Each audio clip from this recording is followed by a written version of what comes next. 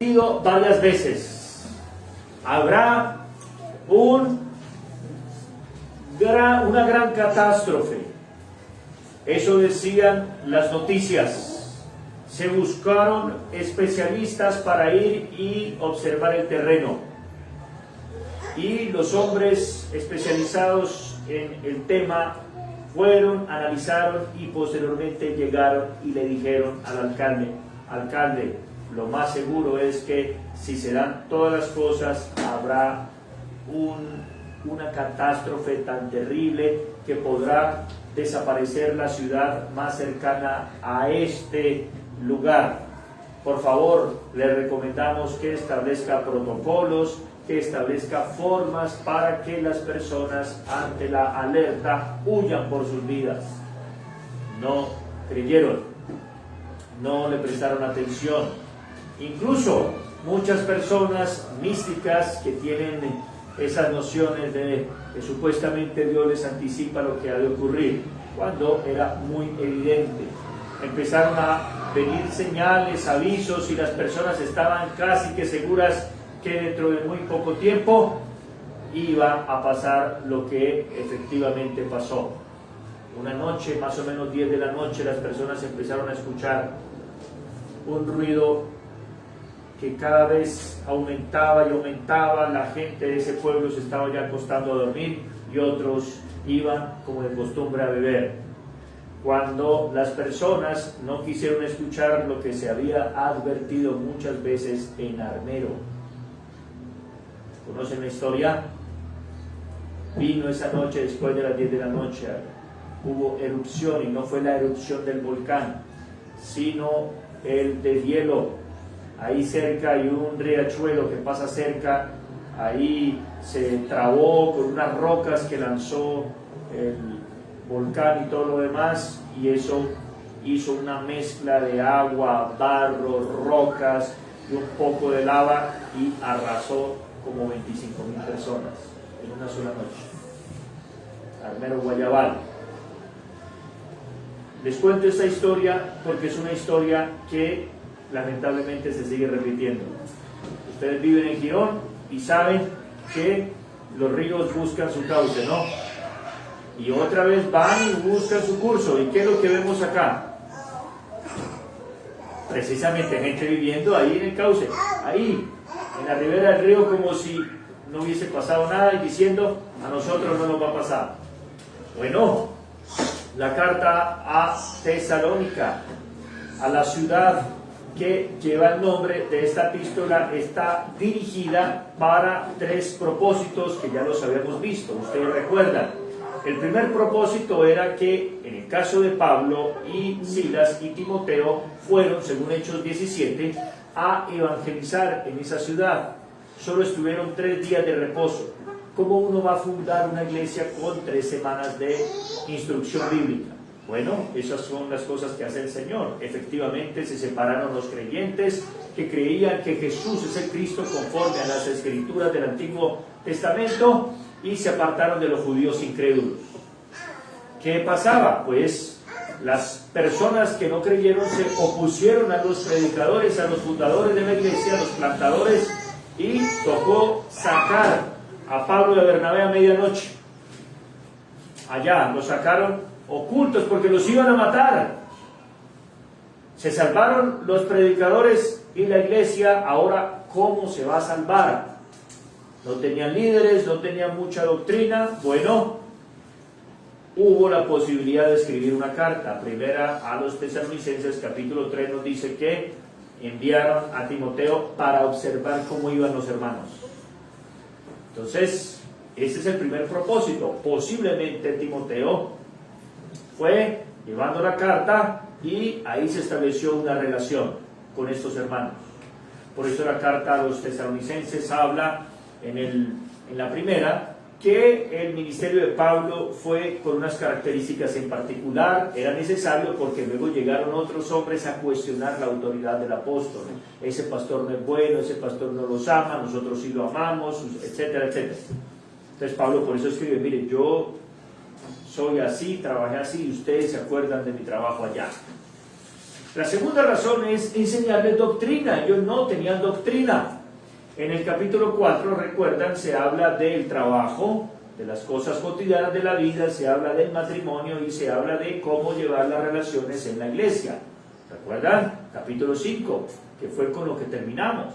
Ahora, la tercera razón por la cual se envía ahora lo que se llama la segunda carta a los tesalonicenses es para advertirles a ellos que la vida cristiana se vive no hasta que Pablo se muera o hasta que el pastor se muera, sino hasta que Jesucristo regrese. Y aquí hay 4 cosas en el capítulo 1 que vamos a ver rápidamente. Número 1, la salutación, versículos 1 y 2. Número 2, vamos a ver versículos 3 al 4, las acciones de gracias de Pablo. Pablo está feliz y aquí nos dice por qué. Luego versículos 5 al 10 se nos habla del día del juicio de Dios. Y versículos 11 y 12 nos habla de la oración de Pablo por los de Tesalónica. 4 cosas hay aquí: el saludo de Pablo, la alegría de Pablo, la predicción de Pablo y la oración de Pablo. Ese es el bosquejo del capítulo 1. Empecemos. Pablo, Silvano y Timoteo a la iglesia de los tesalonicenses. Entonces encontramos aquí Pablo con Timoteo, el discípulo famoso, pero Silvano, quien posiblemente sea también Silas. Hechos 16 nos dice que él era quien acompañaba a Pablo a llevar la carta a las iglesias de los gentiles, o sea, de los no judíos. ¿Qué tenía esa carta? Resulta que los cristianos venían de 2 trasfondos culturales. Uno era judío y el otro era gentil, pagano. En el caso de los judíos, por ejemplo, ellos practicaban cierta adoración de fechas. Por ejemplo, el día de reposo era sagrado para ellos, el 7º día de la semana, el Shabbat, de donde viene el término sábado. También los judíos no comían ciertos alimentos, para ellos era innegociable. Y, por si fuera poco, la circuncisión, que todos creo que saben que la circuncisión, y si no, pregúntenle a un adulto ahora cuando se vaya, era obligatorio para todo varón judío. Estos 3 elementos crearon un problema cuando llegaron los cristianos del paganismo. Estos cristianos que venían de fuera tenían que enfrentarse a una cultura donde ellos no tenían circuncisión, ellos vestían como querían, celebraban fiestas paganas, las mujeres eran bastante licenciosas, o sea, bastante ligeritas de ropa, en sus maneras de proceder con los hombres, etcétera, etcétera. Por eso la iglesia se reúne y establece unas recomendaciones apostólicas para que no se inquiete a los judíos, es decir, para no ofender la conciencia de ellos, pero que también los otros entiendan que deben respetar la cultura de ellos. Por ejemplo, una misionera aprendió después de 20 años que ella no estaba llamada a evangelizar hombres musulmanes. Y un misionero hombre también aprendió que no estaba llamado a evangelizar mujeres musulmanas. La cultura de ellos está muy marcada, lo que es el hombre y la mujer. ¿Ya? Para nosotros casi no tanto, o sea, casi ni lo vemos. Un hombre le habla a una mujer en la calle, la hora y esto, allá en esa cultura no se puede. Entonces, si crecieran nuestras iglesias en esos países, tendríamos que entender la diferencia y comprenderlos a ellos por amor cristiano. Ese Silvano o ese Silas acompaña a Pablo a esas actividades desde donde sale en el capítulo 16 de Hechos Timoteo. Así que precioso que este saludo es de personas que en el trabajo ministerial se fueron sumando, ¿cierto? Empieza usted solo y se acuerda. Me acuerdo cuando empezamos en la casa, ya en la Inmaculada, y luego pasa el tiempo, 10, 20 años, y usted luego al otro estudio que fuimos y se fueron juntando. Bueno, estos son los hombres que están escribiendo la iglesia en Tesalónica, que todavía permanece. Se les dice que en Dios y Padre y en el Señor Jesucristo. Observen aquí que hay algo parecido, pero un poco distinto del capítulo 1 o del saludo de primero a los tesalonicenses. ¿Cómo dice el saludo de primera a los Tesalonicenses, capítulo 1, versículos 1 en adelante. ¿Quién lo quiere leer, por favor?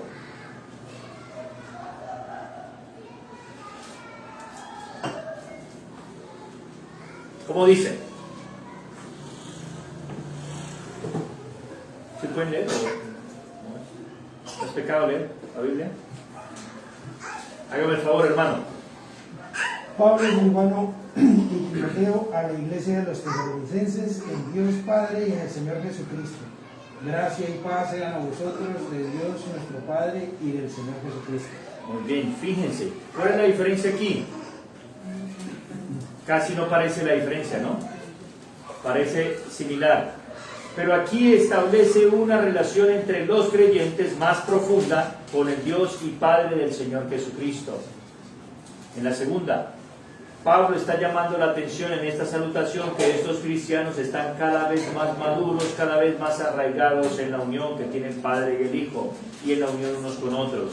Esta es la respuesta a la oración que hizo Jesús en Juan 17. ¿Recuerdan? Así como tú y yo, Padre, somos uno, que así los creyentes sean uno en nosotros. ¿Qué se espera de una salutación o de un saludo de cristianos a cristianos durante el paso del tiempo?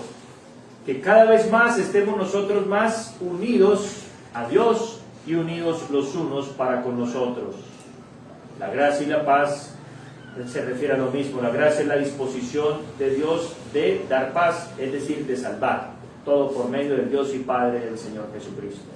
Ahí pasamos a la segunda parte, que es la acción de gracias de Pablo, la alegría de Pablo. Ya desde el saludo estamos observando que hay algo que está ocurriendo en esta iglesia. ¿Qué es? Debemos dar siempre gracias a Dios por vosotros, hermanos, como es digno. Es justo reconocer lo que Pablo va a decir aquí. Vuestra fe va creciendo. Recuerden, Pablo no está presente y la iglesia crece. Crece y crece. Lo cual nos recuerda a nosotros que los cristianos no necesitan ningún hombre. Nadie es indispensable. Los amamos, los queremos, son importantes en nuestra vida cristiana, pero nadie es indispensable. Pablo tampoco. Y dice, y el amor de todos y cada uno de vosotros abunda para con los demás. ¿Cómo sabemos que la iglesia está creciendo en fe? Porque se está amando más los unos a los otros. Crecer en fe, según la Escritura, en varios pasajes, por ejemplo, en Romanos capítulo 5 se nos dice que nosotros los que tenemos fe en Cristo somos justificados.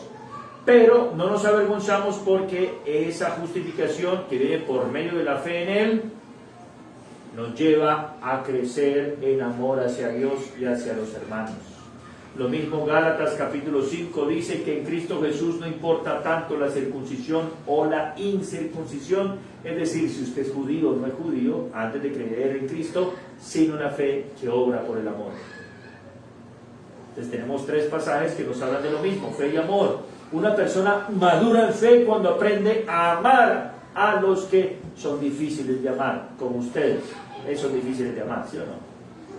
Uno los ve con esa cara cristianos, magnífico. Viva una semana con alguno de ustedes y verá. Bueno, si usted aprende a convivir con esa persona y no se odia, es porque usted ha aprendido a tener fe, ha crecido en fe, es lo que Pablo dice. Y es justo que se reconozca esto de esta iglesia. Han madurado en la palabra del Señor. Tanto, o sea, han crecido tanto y lo han demostrado tanto en el amor los unos a los otros, que nosotros mismos nos gloriamos de vosotros en las iglesias de Dios. Observe, Pablo está contento por esa iglesia. Qué bendición esa iglesia. Y él le cuenta a las demás iglesias, increíble los hermanos de Tesalónica. ¿Qué tal? ¿No le gustaría a usted que cuando llegara su pastor y me preguntara, ¿qué tal esa iglesia? Increíble, maravilloso. Y que él dijese lo mismo después, hermano, la verdad, ahora ellos crecieron más en la fe, ya no piensan que yo soy miembro de la Trinidad, porque a veces los hermanos piensan que el pastor, o sea, sin el pastor no podemos vivir. ¿Cierto? Claro, el único pastor en el cual podemos vivir es Cristo. pero lo amamos y lo queremos y lo necesitamos, pero la iglesia madura cuando pasa este tipo de situaciones. ¿Sí o no? Pablo dice, nos gloriamos de vosotros. Precioso esta parte, ¿no? Se alegra de la iglesia. Además, no solo porque ellos han mostrado amor los unos para los otros, sino por vuestra paciencia y fe en todas vuestras persecuciones y tribulaciones que soportáis. ¿Qué encontramos entonces que demuestra que esta iglesia está creciendo en fe? Número 1, el amor entre ellos. Número 2, que estas personas son dignas de la adoración o de la gratitud de Pablo. Pablo está emocionado. Emocionaron al pastor. Qué bendición la iglesia donde soy pastor. No, ay Dios mío, esta iglesia. Y 3, ellos soportan con paciencia. Fe ahí se puede traducir como fidelidad. Ellos siguen perseverando en medio de las persecuciones que siguen soportando. ¿Recuerdan que la fundación de la iglesia empezó con oposición de los judíos incrédulos? Bueno, la cosa no había cambiado, no había mejorado y todavía continuaba la iglesia. Pero la iglesia no se debilitó, sino se fortaleció. Supongamos que, lo cual es muy posible, que todo este tema del COVID dure 2 o 3 años más. Al principio decían, no, una semana, un fin de semana y resolvemos esto.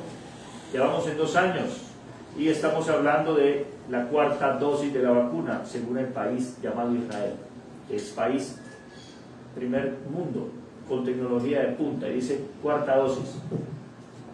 Y varios aquí ni la primera, ¿no? Y se está hablando de vacunarse todos los años contra el COVID-19, que ya va a ser el COVID-25, el 30, quién sabe cuándo. Ahora, no sé si va a pasar eso o no, pero trasladémonos a 20 años en el futuro.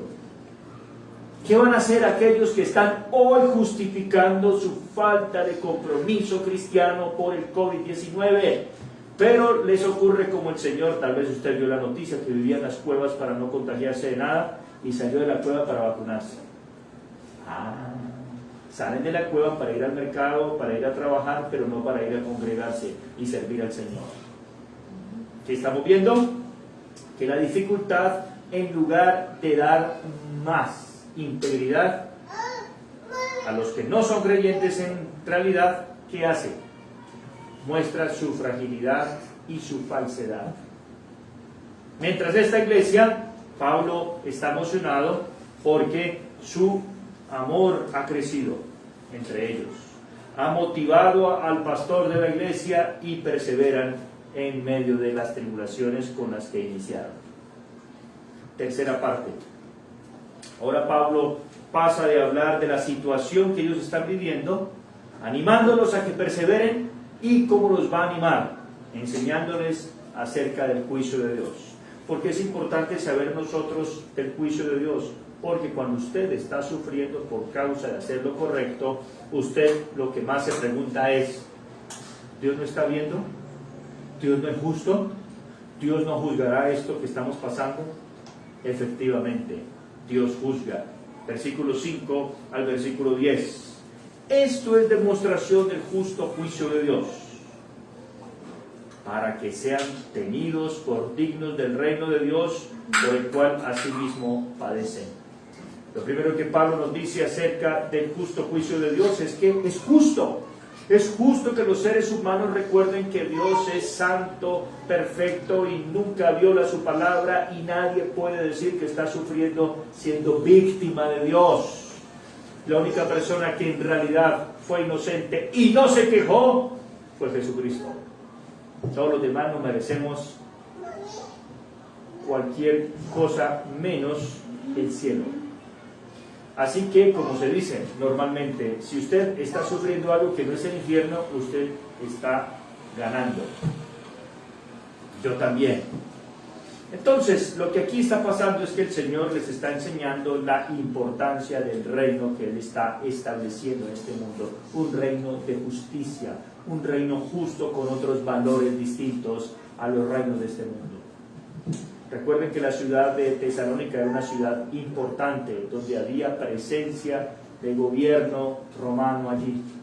en una ciudad donde las elecciones y los temas políticos eran muy importantes para ellos. Por eso Pablo les habla mucho de esto.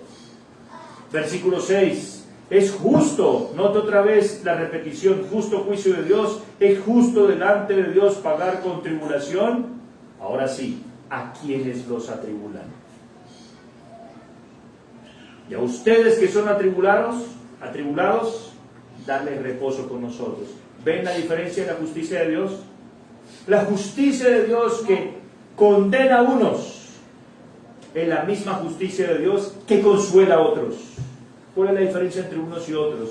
Que unos van a recibir lo que merecen sus pecados, mientras otros reciben lo que merece Jesucristo. Por eso es que Pablo en Romanos 8.1 ha dicho: no hay condenación para todo aquel que está en Cristo Jesús. ¿Cuándo va a ser eso? Dentro de 5 años, 10 años, 20 años. Cuando se manifieste el Señor Jesús, ¿desde dónde? El cielo con los ángeles de su poder. Observen la descripción que hace del juicio de Dios: en llama de fuego. Tres características de ese día del juicio. Se manifiesta el Señor Jesús. La palabra manifestación significa aquí algo más que simplemente mostrarse. Está hablando de revelar, de manifestar. La palabra, escúchela, es apocalipse, lo cual indica apocalipsis. Muchas personas, cuando empezó el tema del COVID, estaban preguntándose si estábamos en el tiempo del apocalipsis. Pero eso fue mientras los 2 primeros meses, ¿cierto? O 3. ¿Ya? Estamos no en el apocalipsis, sino en los cielos nuevos y en la nueva tierra, para ellos, porque realmente no les interesa vivir para Dios. La segunda característica es que viene desde el cielo. O sea, Jesús viene del lugar de donde se prometió que vendría. En Hechos 1:11 dice que Jesús ascendió a los cielos a la vista de los discípulos. ¿Y qué ocurrió? Ellos se quedaron ahí mirando. Y los ángeles dicen: varones galileos, ¿qué hacen mirando hacia allá? Este mismo Jesús que ustedes observaron ir hacia el cielo, vendrá a sí mismo. Así que Jesús no nos va a aparecer en un pescado, como las creencias de la gente, ¿no? Vendrá de arriba, del lugar de autoridad, pero vendrá con los ángeles de su poder, vendrá con victoria en llama de fuego. Son descripciones de juicio, descripciones de majestad, de poder. El Jesús que viene a juzgar no es el Jesús que aparece en los crucifijos, débil, ahí como incapaz, como impotente, sin la habilidad de poner a cada uno en su sitio. Los hombres deben temer esto, especialmente aquellos que se oponen a los propósitos del pueblo de Dios. Porque Dios entonces se encargará de cada uno de ellos. ¿A quiénes va a condenar? Observe, ¿quiénes son esas personas? A los que no conocieron a Dios, ni obedecen al Evangelio de nuestro Señor Jesucristo. Hay otra vez 3 descripciones. Primero, atribulan, se oponen a los cristianos. Segundo, no conocen a Dios. Tercero, son personas que no obedecen el Evangelio de Cristo. Y es que es así: si las personas no se entregan a Cristo, nos van a entregar a los cristianos. Judas, ¿qué hizo? Como no entregó su vida a Cristo, entregó a Cristo, lo traicionó. Debemos recordar eso, mis hermanos. No hay neutralidad con o en contra de Cristo. Eso es. No, yo estoy en la vía media, me gusta Jesús, pero no. Nada de eso. ¿En qué consistirá la condenación, el juicio? Primero, sufrirán pena de eterna perdición. Entonces, hay un castigo eterno. No tiene límite, no tiene término. Van a estar perdidos. La palabra perdido es lo opuesto a ser rescatados, a ser salvos, a ser bendecidos. personas abandonadas a la ruina. Imagínese, por ejemplo, que usted tuvo a su abuelo arruinado, nació usted arruinado y sus hijos arruinados, y aún más, por los siglos de los siglos toda su descendencia va a vivir arruinada sin esperanza de salir de allí. Eso es algo triste, ¿cierto? Bueno, eso es lo que dice acá. Segundo, excluidos de la presencia del Señor. ¿Qué significa aquí? Significa que las personas hoy están disfrutando beneficios de la gracia, de la provisión de Dios. Jesús en Mateo 5 dijo que Dios hace salir su sol sobre buenos y malos y hace llover sobre justos e injustos. Bueno, la bondad de Dios que conocerá el impío solamente la conocerá en esta vida. Si muere abandonando, rechazando, oponiéndose a Cristo, lo único bueno de Dios que conocerá fue lo que conoció en este planeta, porque inmediatamente muere, entenderá lo que es la ira de Dios. La gente está tan acostumbrada a los buenos dones de Dios que piensa que les pertenecen, que los pueden exigir. No. Y 3, de la gloria de su poder. En otras palabras, ¿cuál es la gloria del poder de Dios en este contexto? La salvación. En aquel lugar no habrá salvación. Cuando la Biblia dice lloro y crujir de dientes, no es de miedo, sino de ira, de amargura contra Dios. ¿Por qué? Porque ellos sabían que solamente hubo una vida para ser salvos y no la aprovecharon. Piense cuántas vidas tenemos para consagrarlas a Dios. Tenemos 5 vidas. La primera la vivo de tal manera, la otra así, y la última ahora sí de verdad para Dios.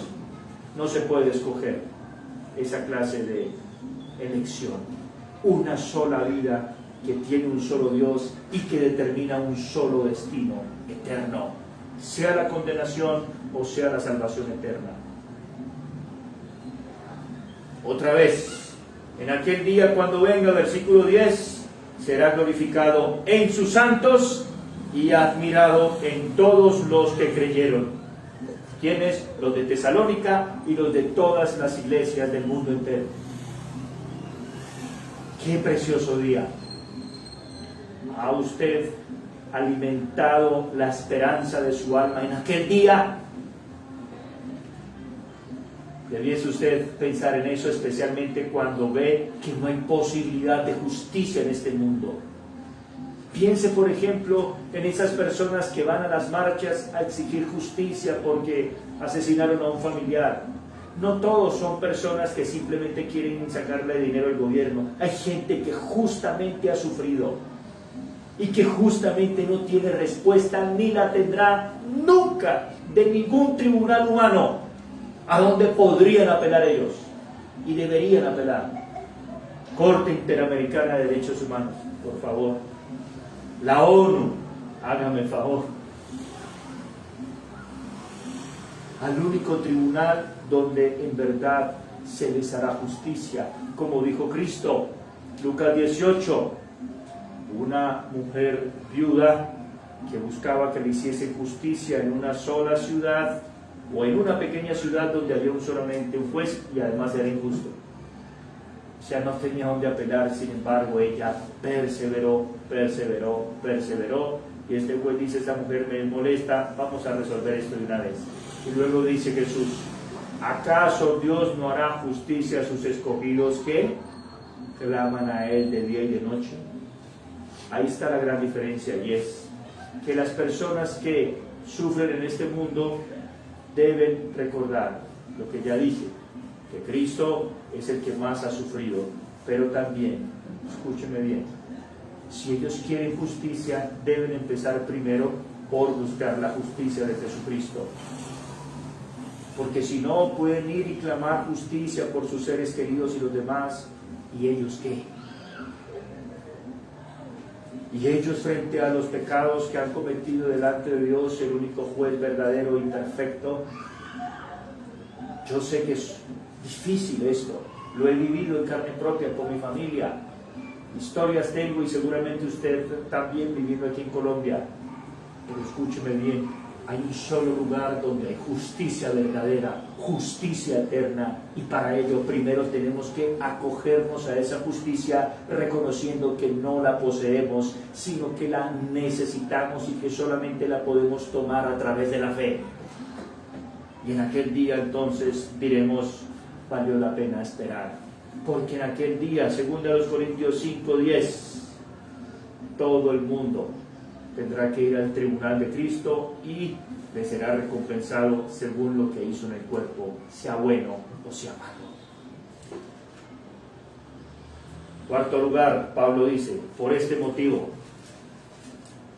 ¿Por qué? Porque ustedes son una iglesia unida, una iglesia madura y una iglesia fiel en medio de la persecución. Siempre oramos por ustedes. Pablo sigue orando para que nuestro Dios, observe, el Dios de ustedes y el mío. Pablo no era el Dios de esa iglesia, ni el pastor, en último término, sino nuestro Dios, para que Él los tenga por dignos de su llamamiento. Dios nos llamó a esto. Dios llamó a Pablo a ser apóstol, pastor, predicador. Dios llamó a los cristianos en Tesalónica a ser discípulos de Pablo. Dios nos llama a nosotros a ser cristianos y estudiar estos pasajes de la Biblia. ¿Para qué? Para que cumpla todo propósito de bondad y toda obra de fe con su poder. En Salmo 138:8 el rey David dice, esto sé, Jehová cumplirá su propósito en mí. Note, no vamos a cumplir siempre nuestros propósitos en Dios, pero Dios siempre cumplirá sus propósitos para nosotros. No importa si usted hace planes y no los ve realizados en esta vida, no importa, ¿cierto? Lo importante es que los propósitos de Dios se van a cumplir siempre. Y aquellos de nuestros planes que están alineados con ese gran propósito se van a cumplir por su poder. Bendito sea el Señor, ¿cierto? Para que el nombre de nuestro Señor Jesucristo sea glorificado, observen, en vosotros. Dios quiere que nosotros seamos útiles para que, así como Pablo se regocijaba, escuchen, estaba feliz porque esta iglesia estaba madurando, así Dios se regocije en Cristo porque valió la pena morir por esas personas como nosotros, los cristianos. Piense producirle gozo a Jesucristo. Ahí dice, se ha glorificado en vosotros y vosotros en Él. ¿Tú no has pensado en eso? ¿Qué necesitaba Jesús para venir a este planeta, crear este universo? ¿Acaso no estaba eternamente feliz con Dios? Por supuesto que lo estuvo. Pero Él tuvo el plan de darse a conocer para ser glorificado en nosotros y nosotros en Él. Es una relación inseparable. Y esto solamente por la gracia de nuestro Dios y del Señor Jesucristo. Termina esta parte como empezó en el versículo 2, la gracia y la paz. Y aquí, la paz y la gracia. ¿Sí? Conclusión, hermanos queridos, una iglesia fundada en la palabra de Dios, escuche bien, siempre va a crecer, siempre y cuando esté en esa palabra. No importa de dónde venga, va a crecer. La pregunta no es cómo hacemos que la iglesia crezca. Ese no es nuestro trabajo. La pregunta es, ¿por qué esta iglesia no crece en el Señor? Porque debería crecer en el Señor, si es iglesia. ¿Ya? ¿Qué ha hecho Pablo aquí? Hemos visto. Ora por ellos. ¿Qué necesita una iglesia? Oración. ¿Qué más necesita la iglesia? Instrucción bíblica. ¿Pero qué más necesita? Comunión unos con otros. ¿Y qué más? Persecución y aflicción. Porque a través de eso nos solidarizamos unos y otros, ¿cierto que sí? Pero también necesita visión, y Pablo lo presenta aquí. La visión es, otra vez, no hasta que Pablo se muera, hasta que toda Tesalónica sea para Cristo, ¿cierto? o todo Girón para Cristo. No, hasta que Jesucristo regrese por segunda vez. Está claro. ¿Qué pasó con Armero Guayabal? Vaya allá y usted se va a dar cuenta que ya hay personas otra vez viviendo ahí. Es necesario que alguien les cuente lo que ha pasado décadas atrás. Necesitamos nuevamente que se nos recuerde la palabra de Dios en Tesalónica para que los hombres no vivan como si no fuesen a morir jamás. En el caso de las iglesias necesitan nuevamente recordárseles que hay un justo juicio de Dios. ¿Cómo va a manifestarse eso? Capítulos 2 y 3 que veremos en las próximas ocasiones, si Dios lo permite. Vamos a orar. Gracias, Señor, por tu palabra otra vez tan clara. Nos da luz, Señor. Envía tu luz y tu verdad, dijo el salmista. Estas nos guiarán hacia el Dios de nuestra alegría y de nuestro gozo. Ayúdanos a ser guiados en esta vida cristiana. Hay muchas voces opuestas y confusas que nos desvían del camino, Señor. Haznos entender y enséñanos el camino en el que debemos andar. Tú has fijado tus ojos en nosotros. Que oremos como el rey David: Jehová cumplirá su propósito en mí. Cumple tu propósito, Señor. Ten misericordia de la obra de tus manos, que somos nosotros. Oro por esta iglesia para que cuando su pastor regrese la halle más madura, más fiel, más amante los unos con los otros, pero también con una mayor claridad acerca de su llamamiento en este tiempo, en esta tierra y en esta región, Señor. Oro también para que los líderes que tú les proveas nunca dejen la instrucción bíblica, nunca dejen la oración, la comunión, la visión según tu palabra, y también perseveren en medio de la aflicción, porque para esto hemos sido llamados, Señor. Gracias porque un día pagarás a cada uno. Condenación para los que no creyeron, consolación para los que hemos creído. Bendito seas por los siglos de los siglos. Amén.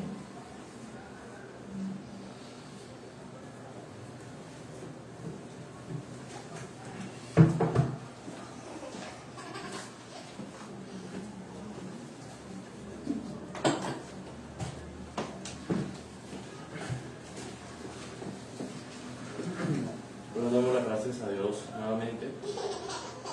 Un servicio más en este domingo. A todos gracias por venir. Esto, y a las personas que nos pidieron en esta predicación. Esto, según como el Señor pone en sus corazones, pueden contribuir a la obra del Señor Jesucristo, aportando sus ayudas a la plataforma Nequi, que es el número 315-926-9904. 315-926-9904. A todos muchas gracias por venir y gracias y paz.